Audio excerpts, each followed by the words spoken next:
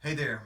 When I was about 6 or 7 years old, I would go a couple doors down and play with some of the big kids. They were a little bit older and they would teach me how to play basketball and baseball, and they would also show me this thing called tug of war, where you take one big long rope and you pull it.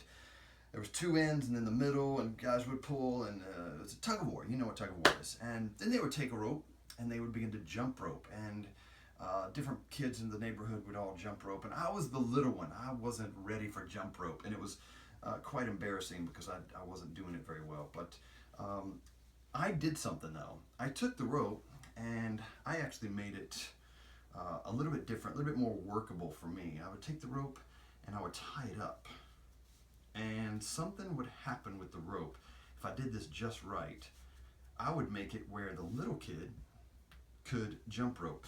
I basically took the rope and made some loops in it, pulled it against itself, and just like that, took a long rope and made it short.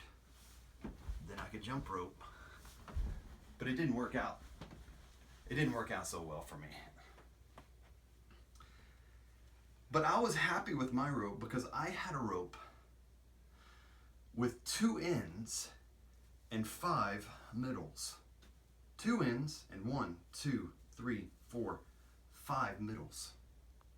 Now I know that sounds ridiculous to have a rope with two ends and five middles, but this reminds me of something.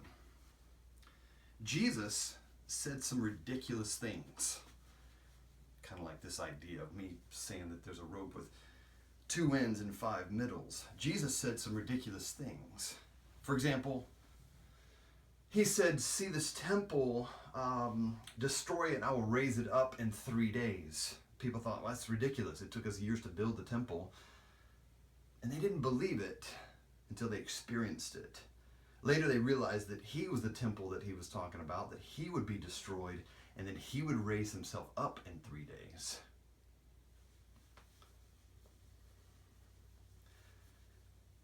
This is a rope with two ends and 1, 2, 3, 4, 5 middles.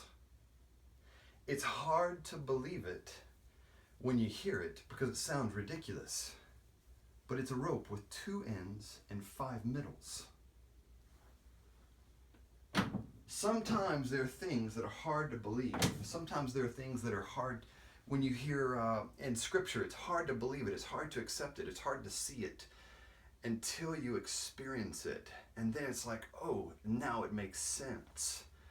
So my challenge is for you to get in the Word and really absorb it. And there's going to be things in the scriptures that just don't make sense. And you're going to hear Jesus say things and go, what is he talking about on that? And then you experience it and you realize, I get it. There's kind of this revelation moment. Your eyes are opened.